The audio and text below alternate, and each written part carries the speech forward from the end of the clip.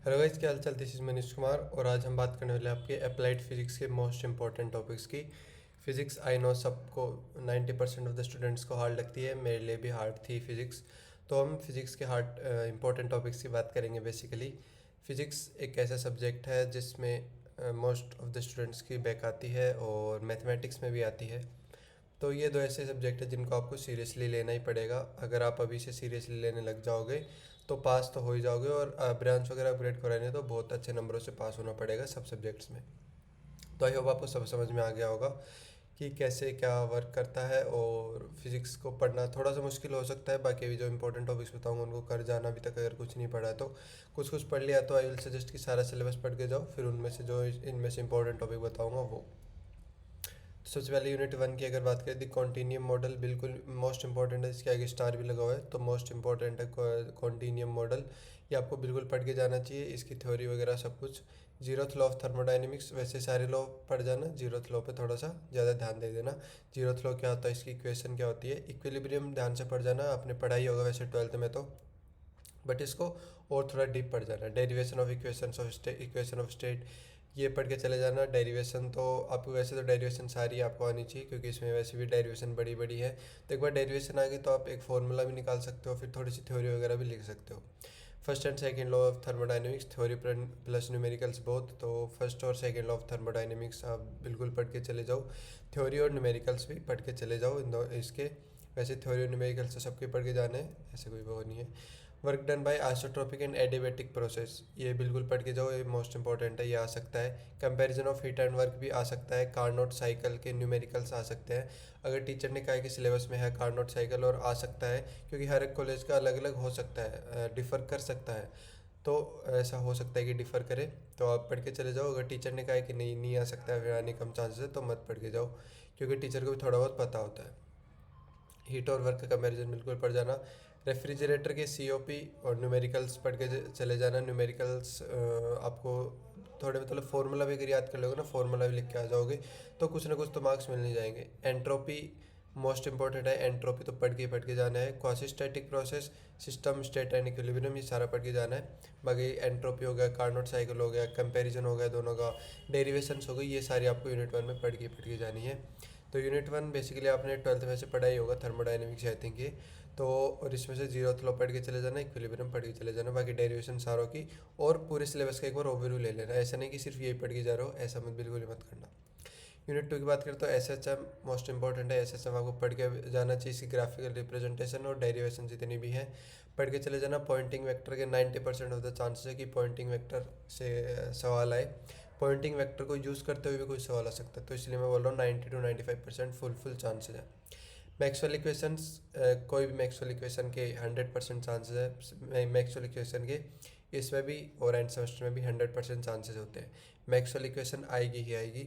आप अगर आपको चाहिए कि मुझे मार्क्स गारंटेड है तो मैक्सवेल इक्वेशन पढ़ जाना, मैक्सवेल की जितनी भी इक्वेशन है वो पढ़ जाना। प्लेन इलेक्ट्रोमैग्नेटिक की डेरिवेशन जो कि ट्रांसवर्स नेचर में होती है वो पढ़ जाना। सुपरपोजिशन प्रिंसिपल 95% चांसेस है, 90 to 95% चांसेस है आने के। सुपरपोजिशन प्रिंसिपल पढ़ जाना, और वेव इक्वेशन के भी इतने ही चांसेस है। तो ये सारी चीज़ें पढ़ जाना। बाकी यूनिट 2 में भी डेरिवेशन आई नो बहुत है, तो नोट्स वगैरह से पढ़ लेना। btechnotes.in से पढ़ लो, सिलेबस x.live से नोट्स ले लो, .notes.xyz ये एक वेबसाइट है, इससे ले लो। और भी बहुत सारे आपके यूट्यूब चैनल्स मिल जाएंगे जिनकी ऑलरेडी वीडियो बनाई थी। तो अभी हम उसी की बात करने वाले कि कहाँ से पढ़ें। इतना सारा सिलेबस है और बहुत सारा है, मतलब इतनी सारी डेरिवेशन है, मोस्ट इंपॉर्टेंट टॉपिक्स पता लगे, बट शुरू कहाँ से करें। तो बेस्ट रिसोर्सेज सबसे पहले तो अपनी वेबसाइट btechnotes.in पे सारे रिसोर्सेज मिल जाएंगे। पीवाईक्यू मिल जाएंगे, लैब मैनुअल मिल जाएगी, हैंड रिटन और डिजिटल नोट्स दोनों मिल जाएंगे। और इससे इसके जैसी वेबसाइट होगी सिलेबस x.live .notes.xyz बता दिया है। यूट्यूब चैनल्स की वीडियो ऑलरेडी बना दी है, नीचे जाओगे तो एक आपको एक्सेल की शीट मिल जाएगी, उस एक्सेल की शीट में हर सब्जेक्ट के हर इंपॉर्टेंट यूट्यूब चैनल्स बता दिए हैं। क्लास के टीचर्स के नोट इसमें और मैथमेटिक्स में बहुत इंपॉर्टेंट है। क्लास टीचर्स नोट्स आपको बिल्कुल रिफ़र करने चाहिए, क्योंकि क्लास टीचर के नोट्स से आपको पता लगता है कि सिलेबस में एक्चुअली में क्या क्या आ रहा है। क्योंकि कोई भी आप यूट्यूब चैनल खोलोगे तो आईपीयू के सिलेबस के हिसाब से नहीं होंगे, और कोई अगर चैनल है भी तो इतना मतलब उनकी एक्सपर्टाइज नहीं होती है। तो कहने का मतलब यही है कि जो यूट्यूब चैनल्स बताए हैं इस सीट में, वो यूट्यूब चैनल्स को रिफ़र करो। उन चैनल्स में से जो आईपीयू का सिलेबस है सिर्फ उसी में उन्हीं में जाओ। तो आईपीयू का सिलेबस पता कैसे चलेगा, एक तो आईपी का सिलेबस खोल के, बट उसमें भी उसके अंदर ही बहुत सारे सब टॉपिक्स होते हैं जो ज़्यादातर पता नहीं होते हमें। वो आपको कहाँ से पता लगेगा? सिर्फ क्लास टीचर के नोट्स से। क्लास टीचर के नोट्स नहीं आपने बनाए नहीं है तो कोई स्टूडेंट होगा जिन्होंने बनाए होंगे, या सिर्फ टॉपिक टॉपिक के नाम जान लो कि ये टॉपिक हुआ है तो उस टॉपिक का आप डाल के यूट्यूब पे पढ़ सकते हो। तो ऐसा ही करना है और ऐसे ही करते हैं। और ये जो जो भी सारे इंपॉर्टेंट टॉपिक्स बताए हैं ये सारा आपको पढ़ के चले जाना है। अच्छे से अच्छे नंबर आ जाएंगे। नहीं भी आते तो उसकी आगे हम बात करेंगे उसके बाद, मिड टर्म्स खत्म होने के बाद, कि कैसे स्टिल आपके पास टाइम होता है आपको इम्प्रूव करने का। और भी बहुत सारी चीज़ें होती हैं वैसे जीपीए लाने के लिए। तो जीपीए लानी है तो मार्क्स लाने पड़ेंगे। हर कमेंट में कहता हूँ, कोई पूछता था कि कोई शॉर्टकट नहीं है यहाँ पे मार्क्स लाने का। There is no shortcut of getting marks. कोई भी सब्जेक्ट में कोई शॉर्टकट नहीं है, पढ़ना पड़ेगा आपको। ये अपनी, आप जेई तक कैसे भी हो आ गए हो, जेई तक तुक्के मार के आ गए हो, यहाँ पे तुक्के वगैरह नहीं चलने वाले। मान लो आपने यहाँ पे चीटिंग करके भी एक बार को, मान लो आपकी अच्छी सीजीपीए आ गई, कंपनी में क्या करोगे? कंपनी को पता लग ही जाता है कि कैसा बच्चा है।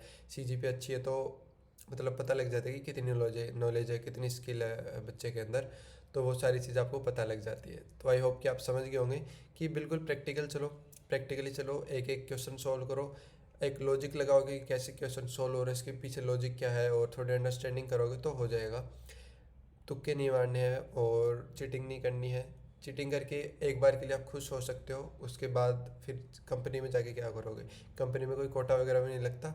गर्ल्स थोड़ा सा अलग बात है, बाकी गर्ल्स को भी थोड़ी मेहनत तो करते हैं, वो भी हर हर कोई मेहनत करता है आई थिंक। तो यही थी इस वीडियो में कि अच्छे से पढ़ो। एंड मिड सेमेस्टर और भी नज़दीक आ गए हैं, 4-5 दिन और है। तो थोड़ा सा सोशल मीडिया से थोड़ा डिस्ट्रैक्शन बना लो, सोशल मीडिया से ही डिस्ट्रैक्शन बना लो तो थोड़ा बेटर रहेगा। तो मिलता है आपको नेक्स्ट वीडियो में। Till then bye, take care, keep learning, keep studying.